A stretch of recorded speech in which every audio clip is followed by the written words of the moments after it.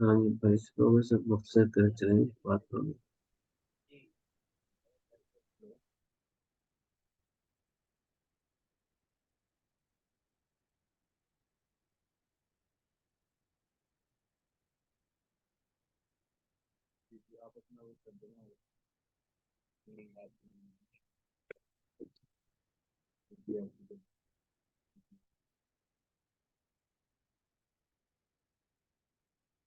जी जी।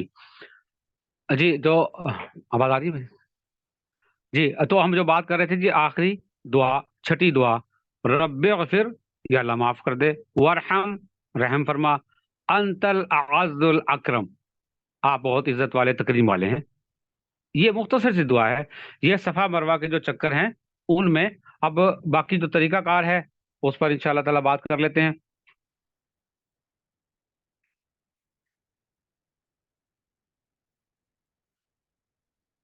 ये जो दुआएं याद करना, ये हमारी बात हुई थी कि हम जिस्मानी तैयारी में ये शामिल है, क्योंकि ये भी फिजिकल वर्क है ना, याद करना है, जिस्मानी तैयारी में शामिल है। जिस्मानी तैयारी का जी आखिरी मरहला, फिर हम इंशाल्लाह ताला मुकम्मल प्रैक्टिकली वो फिर एहराम का बांधना, एहराम किस तरह बांधना है, चादर, वो सारी चीजें इंशाल्लाह आपके सामने रखता हूँ मैं। जिस्मानी तैयारी में जो आखिरी मरहला है वो ये है कि आपने अपने आप को जिस्मानी तौर पर इस चीज के लिए तैयार करके जाना है कि मैंने वहां जाकर ना लड़ना है, ना झगड़ना है, ना गुस्सा करना है। ये काम मैंने नहीं करने। जब ये बात की जाती है ना, तो हाजी साहब ना एक दफा थोड़ा हैरान हो जाता है, "ले, ओ मैंने तो आज तक यहाँ किसी से लड़ाई नहीं की भाई। मैं तो, आप मेरा मेरा मेरा मेरा मेरा जनाब वो ट्रैक रिकॉर्ड चेक कर, मैंने तो यहाँ किसी से लड़ाई, मेरी तो लड़ाई, मैं नहीं लड़ता किसी से, मेरी तबीयत नहीं लड़ने झगड़ने वाली। भाई यहाँ आपने लड़ाई नहीं की, लेकिन वहां जाके आप लड़ाई हो जाएगी आपकी।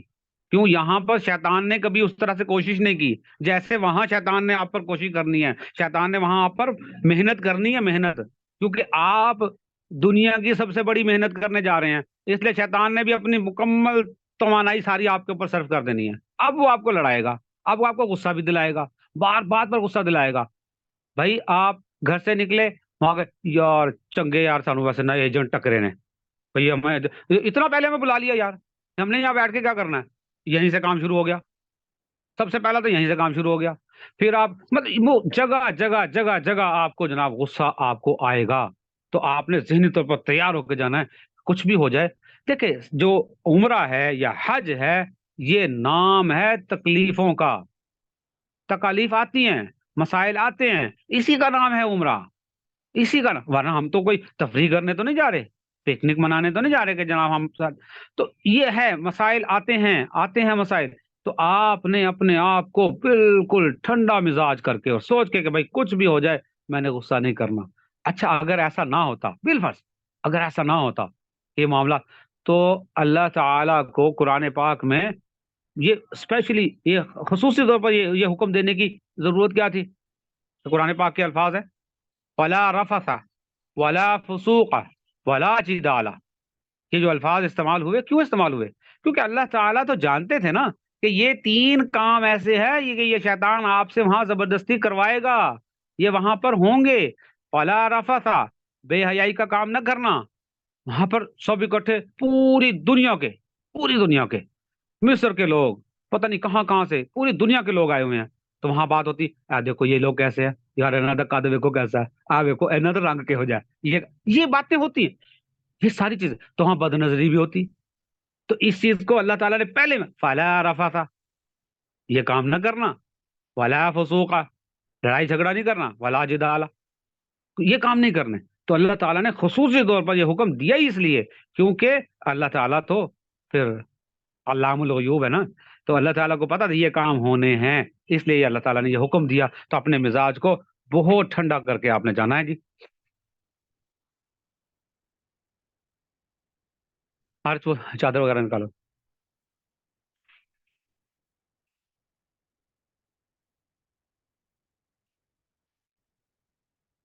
तो आमिर साहब को जरा कॉल करें।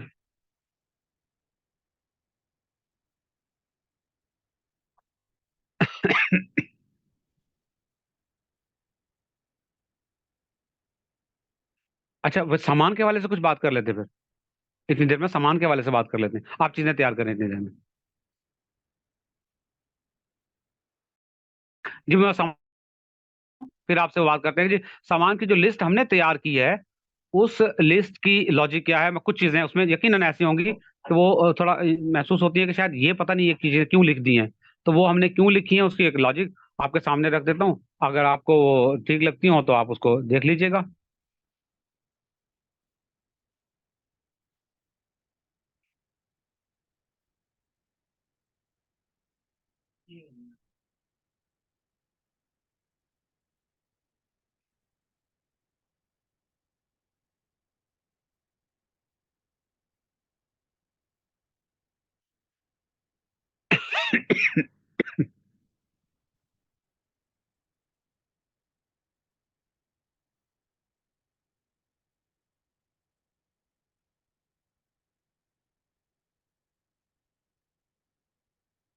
हाँ ये चीजें इधर रख दें, रख दें।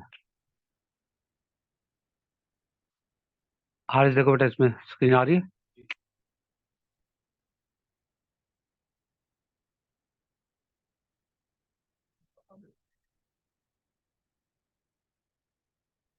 अच्छा, ये जो चीजें हैं ये आपके सामने मैंने स्क्रीन पे भी डाल दी है। इसमें कुछ चीजें जो मैं हर चीज पर बात नहीं करता, लेकिन कुछ चीजें अब देखें। यहाँ पर एक चीज हमने लिखी है जी, वैसलीन है। यहाँ देखें वो एंगलेट था वो एडी वाला बहुत है।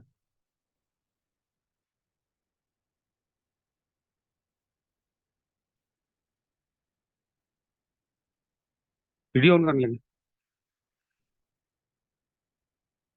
अच्छा, एक यहाँ पर लिखा है जी वैसलीन लिखी हुई है। ये इसलिए लिखा है कि वहां पर जब आप बहुत ज्यादा चलते हैं ना, बहुत ज्यादा चलने की वजह से एड़ियां फट जाती हैं। ये अक्सर बल्कि तकरीबन सभी के साथ ये मसाइल लाजमी होते हैं। जब वो एड़ियां फट जाती हैं ना, तो उसके लिए फिर आप बेहतरीन तरीका, यानी उससे थोड़ा सा इंसान को आराम मिलता है। एक तो वो वैसलीन अगर आप लगा लें, वैसलीन लगाने के बाद ये अगर आपको वीडियो में नजर आ रहा हो तो ये एक देखें, ये चमड़े का एक बना हुआ ये एड़ी का नुमा हिस्सा है। ये हिस्सा आप जब पहन लेते हैं तो ये आपके सिर्फ एड़ी पर आता है। ये वैसलीन लगाने के बाद जब इस तरह से आप इसे पहन लेंगे तो इससे बहुत ज्यादा इंसान को आराम महसूस होता है। वो जो एड़ियां फटी हों उससे वो हील भी होती हैं और इंसान को सुकून मिलता है। ये चीज ये हमने इस वजह से लिखी है क्योंकि हमने ये वहां पर तजुर्बात से चीजें हमारे सामने आई हैं।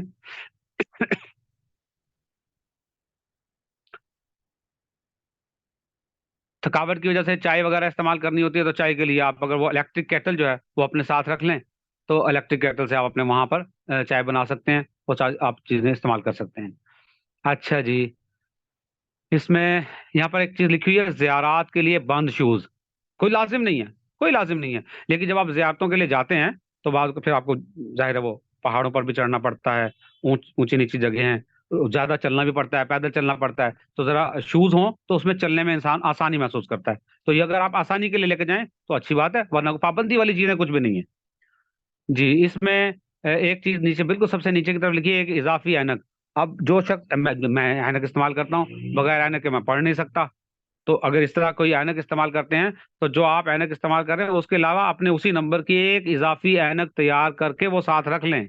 वहां अगर ऐनक टूट जाए या गुम जाए तो वहां ऐनक आप बनवा नहीं सकते, और फिर बगैर ऐनक के आप कहते हैं ना मुझसे पढ़ा जाता है ना मुझे सही नजर आता है, तो वो सारे मामला आपके जो है वो धुंधले पड़ जाते हैं। तो इसलिए एक ऐनक आपके पास इजाफी होनी चाहिए। ये वो चीजें हैं। अच्छा जी, डॉक्यूमेंट्स के हवाले से थोड़ा सा मैं बता दूं, जी डॉक्यूमेंट्स की यहाँ फोटो कापियां जो लिखी हैं, 7 फोटो कापियां भी, और आपको हल्की सी थोड़ी सी तरतीब मैं बता दूं कि हर शख्स कोशिश करें जी कि आपके पास कम अज कम 5, मैं 5 कह रहा हूँ, कम अज कम 5 फोटो कापी आपके पास वो पासपोर्ट की होनी चाहिए। पासपोर्ट की फोटोकॉपी होनी चाहिए। सबसे पहले आपको जरूरत पड़ेगी जब आप वहां जाकर सिम खरीदेंगे, तो आप बगैर पासपोर्ट की फोटोकॉपी के आपको सिम नहीं मिलेगी। आपको सिम के लिए वो पासपोर्ट की फोटोकॉपी चाहिए। नंबर 2, अगर खुदा ना खास्ता वहां तबीयत खराब हो जाती है, आप किसी क्लिनिक में जाते हैं, किसी हॉस्पिटल में जाते हैं इलाज के लिए, तो वहां आपको जितनी मर्तबा भी वो डॉक्टर के पास जाना पड़ता है, हर मर्तबा आपको एक फोटोकॉपी वहां आपकी जमा होगी। पासपोर्ट की फोटोकॉपी आपकी वहां जमा होनी है। तो लिहाजा आपके पास इतनी फोटोकॉपीज होनी चाहिए कि अगर खुदा ना खास्ता हमें वहां इलाज मुआवजे के लिए जाना पड़े तो वो हम वहां इस्तेमाल कर सकें। इसलिए हर बंदे के पास पासपोर्ट की फोटोकॉपीज अलग से लाजमी होनी चाहिए। दूसरी बात आपने जो जहन में रखनी है वो ये कि आपकी वीजे की भी इस तरफ कॉपीज करवा लें, और एक कॉपी हर शख्स अपने वीजे के साथ, अपने पासपोर्ट के साथ वीजे की फोटोकॉपी लाजमी अटैच करें, लाजमी अटैच करें। क्योंकि वहां पर आपके पासपोर्ट जमा हो जाएंगे। जब आप जद्दा से बाहर निकलेंगे और बस में बैठेंगे ना, तो बस वाले आपसे वो पासपोर्ट ले लेंगे, पासपोर्ट वो जमा कर लेते हैं। जब आप पासपोर्ट आपके जमा हो जाएंगे तो आपके वीजे की कॉपी जो है वो उसके साथ अटैच होगी, तो बाद में आपका पासपोर्ट गुम नहीं होगा, ये आसानी हो जाएगी। तो इसलिए आप लाजमी अपने वीजे की एक कॉपी लाजमी पासपोर्ट के साथ रखें, ये लाजमी करना है आपने काम। और दूसरा काम आपने ये करना है कि जिस बस में आप सवार हैं उस बस की आपने तस्वीर लाजमी ले लेनी है, जिसमें उसका क्लियर तौर पर कंपनी का नाम और उसका बस का नंबर वो उसमें नजर आ रहा हो। ये तस्वीर आपने लाजमी लेनी है, ये काम आपने लाजमी तौर पर करना है।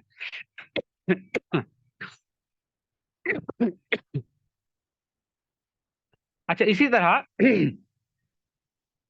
इसी लिस्ट में एक जगह पर चल के हमने कोई अद्वियात, जो आप रूटीन में आप अद्वियात इस्तेमाल करते हैं, वो आपने रखनी है अपने साथ। और कुछ एक जगह पर लिखा हुआ है मखसूस अद्वियात। मखसूस अद्वियात से मुराद वो अद्वियात हैं कि जो खवातीन अगर कोई इस्तेमाल करना चाहें, तो ये वो अद्वियात हैं कि जो खवातीन का बीमारी की हालत में ना आए, और वो चाहती हैं कि हमें इस एहराम मतलब उसमें उम्रे के सफर में कोई परेशानी ना आए, तो वो उसके लिए कुछ मखसूस अद्वियात मिलती हैं। वो आप मशवरा करके किसी डॉक्टर से या किसी लेडी डॉक्टर से आप वो अद्वियात ले सकते हैं, और आप वो अद्वियात इस्तेमाल करें तो फिर वो खवातीन जो है ना वो बीमारी से बच जाती हैं। तो वो वापस आने के बाद वो अपना मेडिसिन इस्तेमाल करना छोड़ दें, तो वो फिर अपने रूटीन के मामलात में वो आ जाते हैं। तो ये कुछ चीजें हैं, इनकी वजह से कुछ मसाइल भी होते हैं। अगर हम इन चीजों को ना समझे ना तो हमारे कुछ मसाइल आ जाते हैं। अभी रिसेंटली हमारे कुछ हाजी साहब वो गए थे, फैमिली थी, तो वो जब मदीना से मक्का वापस आ रहे थे, तो मदीना से वापसी पर कम दिन थे उनके कयाम के, तो मदीना से वापसी पर जो फैमिली की जो खातून थी वो उन्हें बीमारी ने पकड़ लिया। अब वो इतने दिन ही नहीं थे उनके पास कि जनाब वो उम्र अपना अदा कर सकें, और वो उसी हालत में उन्हें वापस आना पड़ गया पाकिस्तान। तो मसाइल तो बन जाते हैं। तो अगर इन चीज़ों को हम ना समझें तो फिर मसाइल का शिकार हो सकते हैं। ये चीज कुछ चीज़ें हैं जी। मैं अब हर चीज़ पर इस पर बात नहीं करना चाहता क्योंकि टाइम बहुत ज़्यादा कम है। और आमिर को ज़रा ऑनलाइन है, आमिर साहब को ना ज़रा फोन पे।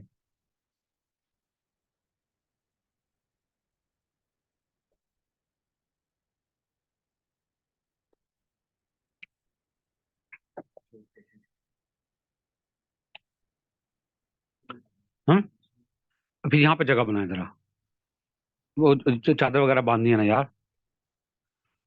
जी मैं आप कोशिश करता हूँ जी कि वो एहराम की चादर जो आपने बांधनी है वो उसका भी एक तो आपके सामने थोड़ा सा जरा अगर आ जाए। वैसे तो वो ये बहुत आसान सा मामला है, और खास तौर पर जो जरा सादे लोग हैं ना, उनके लिए तो वो जिस तरह तहमत तहमत मात धोती बांधते हैं ना जी, बस धोती बांधनी है। लेकिन हाँ, एक तरीका जो अगर मैं आपके सामने भी रखता हूँ, अगर आप को वो अपील करे, तो मेरे ख्याल में वो सबसे बेस्ट तरीका है। वो क्यों है वो भी मैं आपके सामने रख देता हूँ, आपके सामने आपको बता देता हूँ इंशाल्लाह ताला। यहाँ पे हो जाएगा, यहाँ पे है, नजर आ जाएगा, क्लियर नजर आ जाएगा। चलें फिर देखते हैं जी।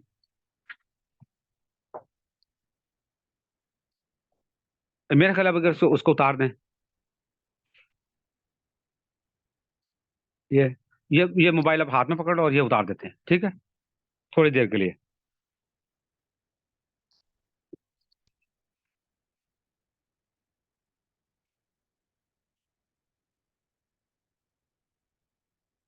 दिखाएं, मैं इसको उतार दो ना ताकि मेरी आवाज जाए। उतार।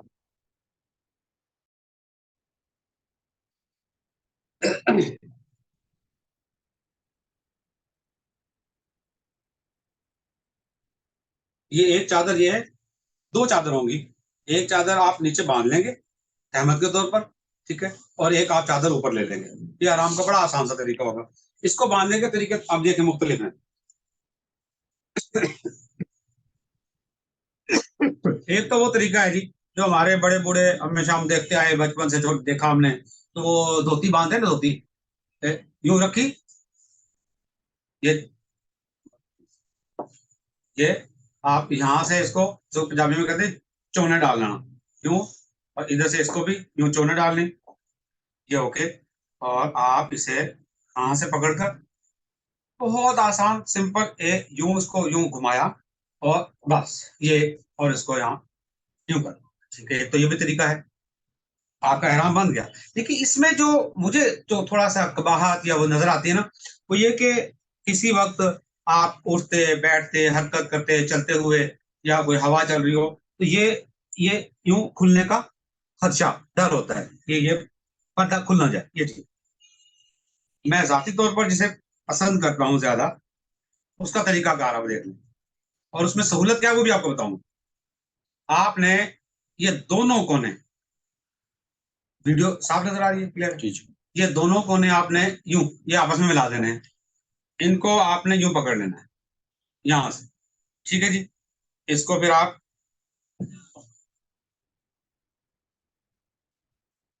यहां, आपने ये देखिए, आपने पकड़, बस यूं किया है, इसको आप इसी हाथ से यहाँ यूं पकड़, इसके साथ यूं काबू कर, ये हाथ जरा फ्री कर लें। अब आपने क्या किया, यहां से पकड़कर यूं था, इसे यूं साइड पे घुमा दें, यूं साइड पे, ये अब ये हाथ आपका यहाँ आ गया, ये इधर चला जाए, साइड पे चला जाए, यहाँ तक हो। फिर आप इसको यूं पकड़ते हैं अपने जिस्म के साथ मिलाकर, और इसे इतना थोड़ा सा टाइट कर सके यूं करके, आपने इसको दबा लिया इस हाथ से, और ये कोना जो है ये आपने यूं खींच लिया, यहाँ यूं कर लिया। ये चादर थोड़ी सी छोटी है, इस वजह से यहाँ लाने के बाद इसे यूं यूं घुमा दे वापस, ये, और यहां से अब आप इसको फोल्ड करना शुरू करें, ये फोल्ड करना शुरू करें, ये फोल्ड करें जितना आप आसानी समझते हैं कि यार इतना मेरे लिए ठीक है, नहीं अभी और नीचे है तो थोड़ा और फोल्ड कर लें। जाहिर है वो नीचे कमीज है तो फर्क तो आएगा। ये ये आपने कर लिया, वो तो यार पता लग कमीज की। ठीक है जी, ये आपका एहराम बंध गया है, ये बड़ा आसान। अच्छा, इसका फायदा एक तो ये कि आप ये देखिए, तो ये बहुत मजबूती के साथ बनता है, एक तरीका ये, एक तो इसका ये फायदा है, एक फायदा। नंबर दो, किसी वक्त आप जब मूवमेंट करते हैं, आप उठते हैं बैठते हैं चलते हैं फिरते हैं, इसमें सतर खुलने का ना होने के बराबर। अब आप, हवा भी चलती है यूं या यूं, देखिए दोनों सूरतों में कहीं भी हो, और ज्यादा भी, और इसमें मजीद अगर कोई एहतियात अगर हम करना चाहें, तो इन दोनों को यहाँ से इस जगह तकरीबन सेंटर में रख के, यहाँ वो इसको पंजाबी में बोलते हैं बक्सुआ, वो पिन होती है, बक्सुआ टाइप एक पिन होती है, आप वो लगा लें। वो सामान में हमने इसलिए लिखा हुआ है, सामान की जो लिस्ट बनाई थी ना उसमें लिखा हुआ था कि वो बक्सुआ है, वो आप यहाँ बक्सुआ लगा लें। अब ये बिल्कुल भी इंशाल्लाह नहीं खुलेगा, ये सतर नहीं खुलेगा। एक ये आसानी है। दूसरी इसमें आसानी क्या है, तो दूसरा जब मानते हैं ना, उसमें हमारे ये टांगे थोड़ी सी जरा वो पाबंद हो जाती है, यहाँ आप जितना मर्जी काबिए, इससे ज्यादा आप क्या कोई वो कदम उठाएंगे, आप जितना मर्जी आप जो अपनी जो रूटीन की आपकी चाल है आप उसमें चलते रहें, किसी किस्म का कोई मसला नहीं, आपको चलने में प्रॉब्लम नहीं होगी, यानी वो नीचे से पाँव आपके रुकेंगे नहीं, आप आराम से, आपकी मूवमेंट बड़े आराम से होगी। दूसरी चादर,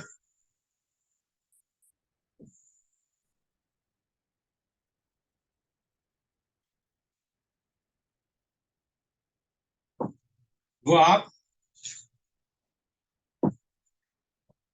ये अब आप जरा इसको भी देख भी ले, तरीका भी देख ले और सुन भी ले, कहाँ किस तरह करनी है, कहाँ किस तरह करनी है। जब आपने एयरपोर्ट पर ये एहराम बांधना है, उस वक्त आपकी चादर ये यूं होगी, बिल्कुल ऊपर से आराम से यूं चादर ले ली। जब आप दो नफल पढ़ने लगेंगे एहराम के, तो ये चादर किस तरह होगी, ये चादर आप ये यूं सर पर रखी, और आप ये इस तरह रखकर आप 2 नफल पढ़ेंगे। जब आपने 2 नफल पढ़ लिए, 2 नफल पढ़ने के बाद सबसे पहला काम, आपने चादर सर से उतार ली। चादर उतारने के बाद अब आपने नियत की। नियत करने के बाद लब्बैक अल्लाहुम्मा लब्बैक, अब आपने ये पढ़ लिया। अब ये चादर दोबारा सर पर नहीं आनी जब तक कि आपका उम्रा मुकम्मल ना हो जाए, ये चादर नहीं लाएंगे। अच्छा, जिस वक्त आप जब खाना काबा के सामने खड़े होंगे, मैंने आपसे बताया था, अब दोबारा तफसील से बता रहा हूँ। खाना काबा के सामने यानी कि आप हजर असवद के जब सामने खड़े होंगे ना, आप नियत करेंगे कि उसके सामने आपका दायां कंधा है। हजर असवद के सामने आपका दायां कंधा, इस तरह खड़े होंगे, दायां कंधा मेरा हजर असवद के सामने है, और सामने रखते हुए अब चादर को आपने यूं करना है। चादर अब यहां से उतारेंगे, ये कंधे के नीचे से, और ये यूं हो जाए ये। लेकिन अब याद रखना है, ये यूं हो गई है चादर, और ये उस वक्त तक रहेगी जब तक आप 7 चक्कर मुकम्मल नहीं करते। 7वां चक्कर जैसे ही मुकम्मल होगा, और 7वां चक्कर मुकम्मल होते ही आपकी चादर वापस वहां आ जाएगी। अच्छा खैर, अभी आपने चादर यहाँ की, दाया कंधा मेरा हजर असवद के सामने था, अब मैं यूं करूं थोड़ा सा इधर, अब मेरा सीना हजर असवद के सामने आ गया। सीना सामने आने के बाद अब मैंने हाथ यहां तक उठाए, ठीक है जी, और वही दुआ जो पहले हमने सीख ली थी, वही दुआ हम यहाँ पर पढ़ेंगे। अल्लाह अकबर, अल्लाह अकबर, ला इलाहा इल्लल्लाह, वस्सलातु वस्सलामु अला रसूलिल्लाह। ये हमने पढ़ा, ये इस्तकबाल कर रहे हैं हम हजर असवद का। ये एक ही मरतबा होगा, बस एक मरतबा, दोबारा नहीं होगा। दोबारा बाद में अब आप नफली तवाफ भी करें, अब जो वो दोबारा नहीं होगा, ठीक है जी। ये करने के बाद आपने हाथ नीचे कर लिए, अब हाथ सीने तक किए, और अब आपने बिस्मिल्लाह अल्लाहु अकबर वलिल्लाहिल हम्द, और हाथों को यूं चूम लिया। हाथों को चूमने के बाद अब यूं हो गए। अब आपने चक्कर लगाना शुरू करना है। अब यहां पर एक पॉइंट याद रखिएगा, मर्द हजरात, जो मर्द हजरात हैं, जब आपने चक्कर लगाना शुरू करना है तो आपने पहले 3 चक्कर रमल करने हैं। अब रमल क्या है? रमल ये है, जिस तरह वो अखाड़े में पहलवान अपनी वॉक करते हैं ना, अखाड़े में पहलवान जिस तरह अपनी, वो तरीका, यानी यूं नहीं, आज ही नहीं, ये नहीं, सीना चौड़ा, कंधे थोड़े पीछे, ये। और जब आपने चलना है, आज कोशिश कीजिए मेरे पाँव नजर आए। हाँ हाँ, जब आपने चलना है तो ये जैसा एड़ी ना था ऐसे, ये आकर ये इस तरह, ये पहले 3 चक्कर, पहले 3 चक्कर। अच्छा, उसमें बात ये होता है कि भी आपको जगह नहीं मिलती, स्पेस नहीं है, आप इस तरह से, तो ठीक जितना मुमकिन हो सके, जगह नहीं है, ये जगह नहीं है, जगह तंग है, ठीक है, लेकिन रमल तो हो रहा है ना। ये अंदाज आपका यही रहेगा, अंदाज यही रहेगा। 3 चक्कर मर्द हजरात ने, औरतों ने नहीं। औरतें अपने आम रूटीन में चलेंगी, उन्होंने रमल नहीं करना। मर्दों ने रमल करने हैं, पहले 3 चक्कर इस तरह लगाने हैं। आपने यहां से चक्कर लगाने शुरू किए, सुब्हानल्लाहि वल्हम्दुलिल्लाहि वला इलाहा इल्लल्लाहु वल्लाहु अकबर वला हौला वला कुव्वता इल्ला बिल्लाहिल अलिय्यिल अज़ीम। अब एक और बात याद रखिए, आपने जब चक्कर लगाना शुरू किया, अब आपने यूं बस सामने देखना है। अब यहाँ पर बड़ा अजीब जुमला है कि अब यहाँ पर तवाफ के दौरान खाना काबा को देखना भी मना। अंदाजा करें, खाना काबा को देखने से बड़ी इबादत क्या, लेकिन यहाँ अब खाना काबा को देखना मना। अब आपने खाना काबा को भी नहीं देखना, बिल्कुल सामने, क्योंकि ये तवाफ जो है नमाज के हुक्म में है। जिस तरह आप नमाज पढ़ते हैं ना, जिस तरह नमाज पढ़ते हैं जहां नजर होनी चाहिए, बस वही हुक्म है। खाना काबा को भी देखना मना। 3 चक्कर रमल के साथ आपने चक्कर लगाना शुरू किया, सुभान अल्लाह वल्हम्दुलिल्लाह,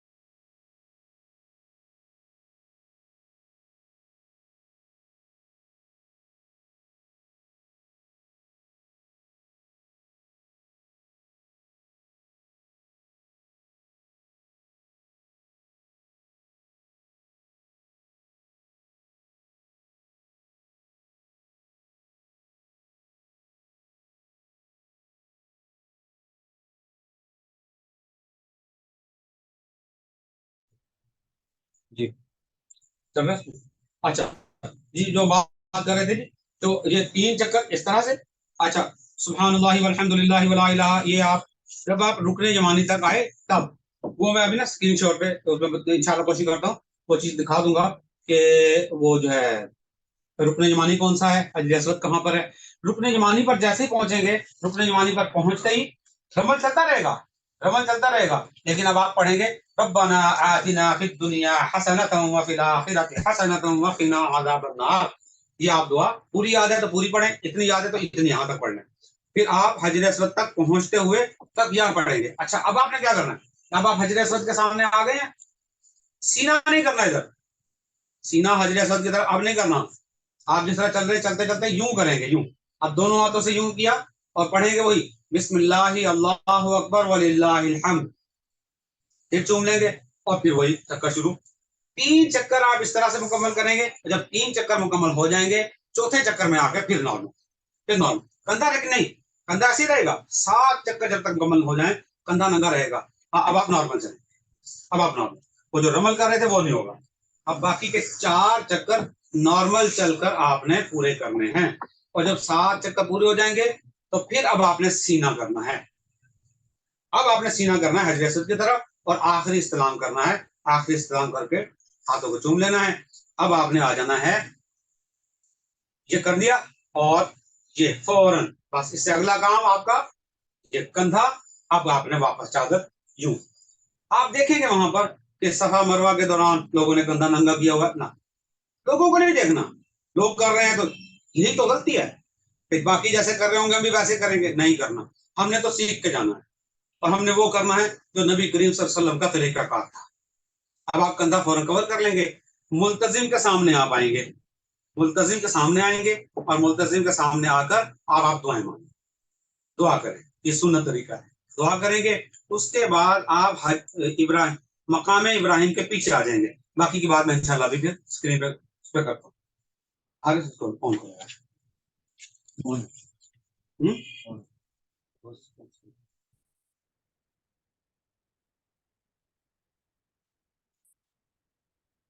हाँ रखो,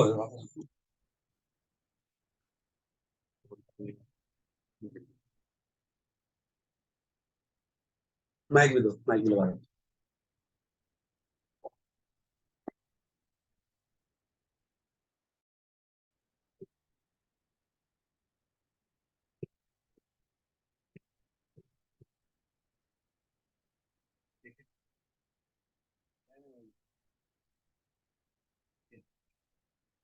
ठीक है, ठीक है यार।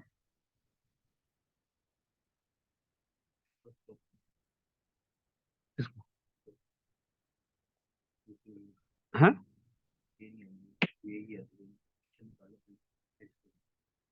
पिक्चर ही तो थी वो, ये क्या, ये पिक्चर ही है।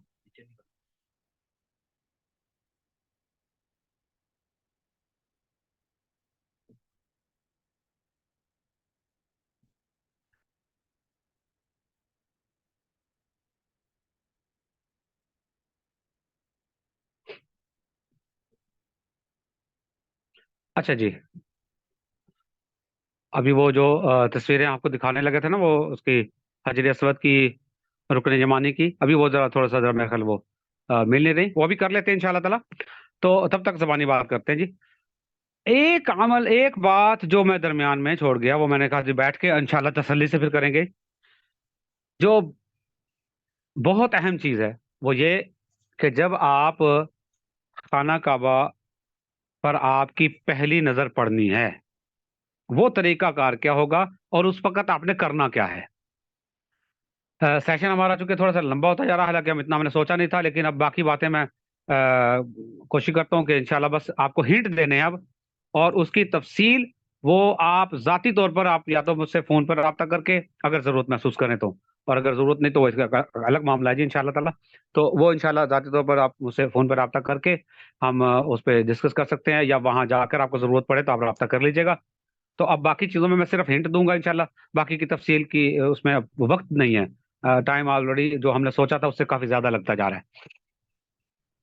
तो मैं जो अर्ज कर रहा था कि जब आप खाना काबा में आप जाते हैं पहली नजर जब आपको पड़ती है, वहां तरीकाकार क्या होगा, आपने क्या आपको मैंने वो उसमें बताया था गूगल अर्थ के जरिए कि कहां से आपने दाखिल होना है। जब आप दाखिल होंगे ना, आपको कब चलना पड़ेगा, चलना पड़ेगा, चलना पड़ेगा। चलते चलते वहां आप याद रखिएगा, जब आप जिस गेट से भी दाखिल हों, वहां से दाखिल होते ही आपकी नजर पड़ जाती है खाना काबा पर। तो अब आपके ख्याल में ये हो कि जनाब अब वहां से नजर पड़ जाती है तो ठीक है, हम खाना काबा पर पहली नजर वहां पर हासिल कर लेंगे। नहीं, ऐसा काम नहीं करना और ना ही ऐसा होना है। ये पहली नजर वाला मामला बहुत कीमती है, ये लम्हा बहुत कीमती है, इस कदर कीमती है, इस कदर कीमती है। हदीस शरीफ का मफहूम है कि जब खाना काबा पर किसी इंसान की, मुसलमान की पहली नजर पड़ती है, तो उस वक्त वो जो दुआ मांगता है वो कबूल है। ये अल्लाह ताला का वादा है। बस यूं समझ लें कि अल्लाह ताला की मेहमान नवाजी है। जैसा हमारे घर मेहमान आता है, हम उसकी इज्जत और तकरीम करते हैं, जी आप क्या लेंगे, जी आपकी इज्जत है, आप क्या लेंगे।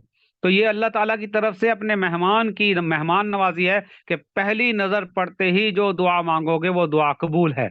इंतहाई कबूलियत का वक्त है, इंतहाई कीमती वक्त है।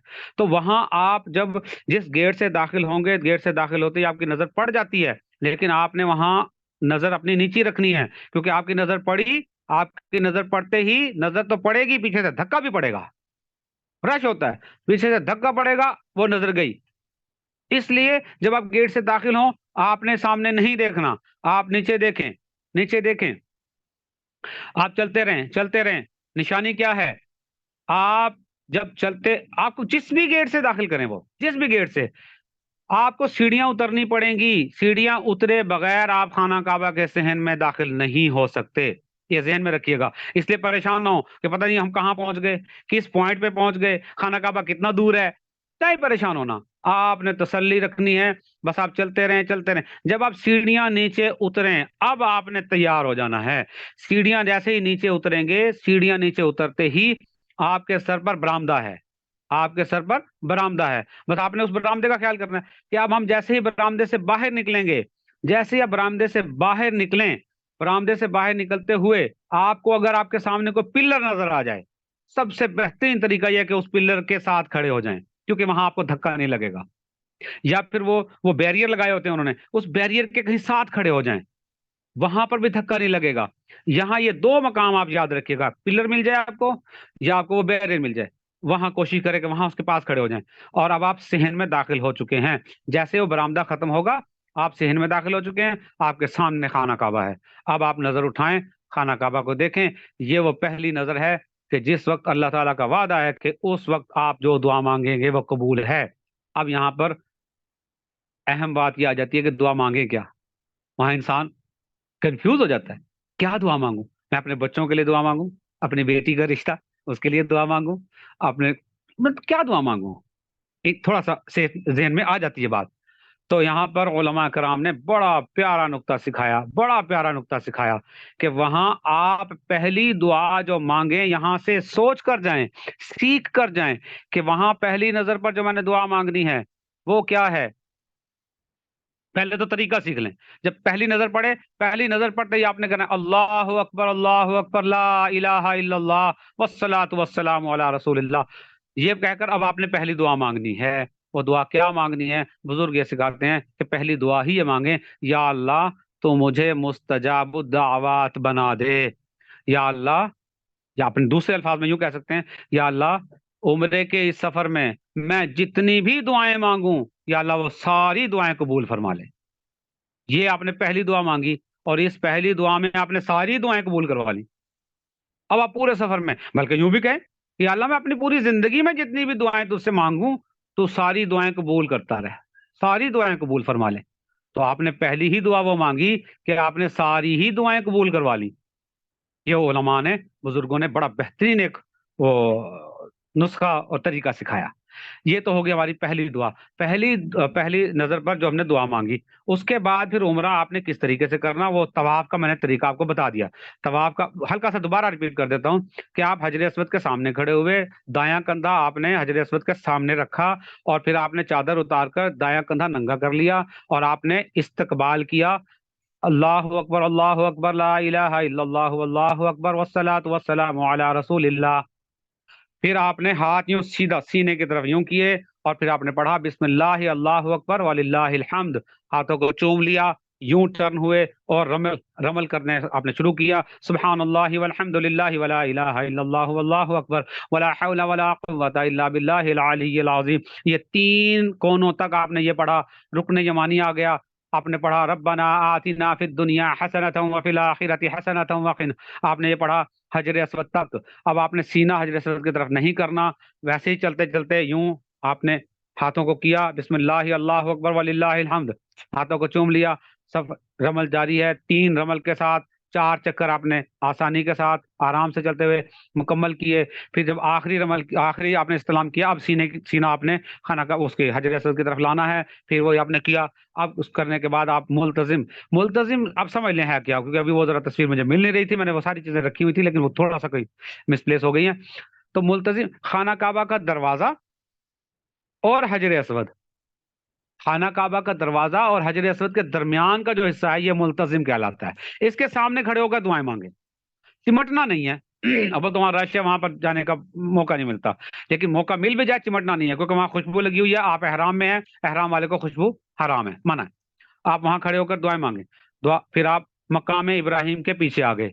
मकाम इब्राहिम के पीछे जहां जगह मिले, लाजिम नहीं कि जिसको टच करके हमने खड़े होना, जहां आसानी से जगह मिल रही है वहां जाकर आपने 2 रकात वाजिब, ये अब आपने ज़हन में रखना है जी, क्योंकि हमें आदत हो गई नफल नफल नफल नफल नफल नफल।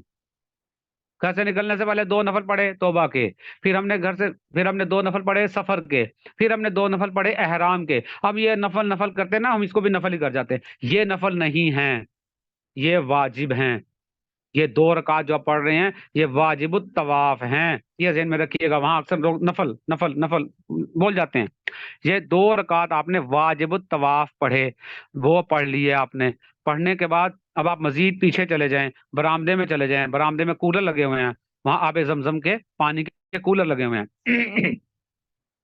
उनमें तरतीब इस तरह से होती है कि मतलब 5 कूलर एक लाइन में अगर 5 कूलर है ना, तो जो दरमियान वाला है ना, सेंटर वाला, वो सादा पानी है या यूं कह लें गर्म पानी है, और बाकी के दोनों जो है ना साइड पे वो ठंडा पानी है। तो अगर आप मिक्स करके पी लें तो अच्छी बात है। अब यहाँ पर जो सुन्नत अमल है वो ये है कि पानी आपने जमजम का पानी पीना है पेट भर कर।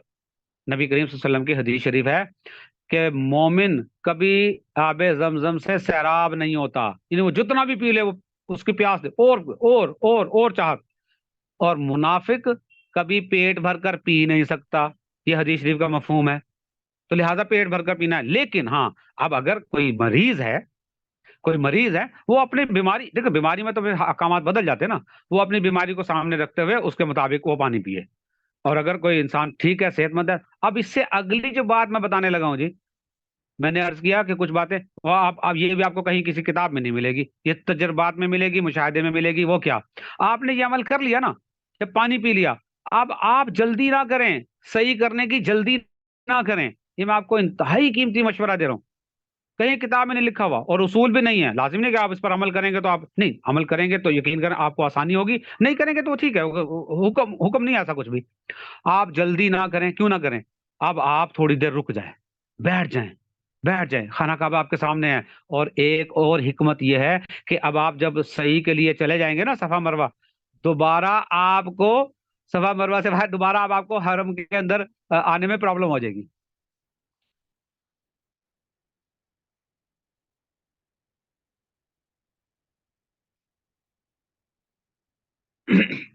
लगाओ ना। अच्छा।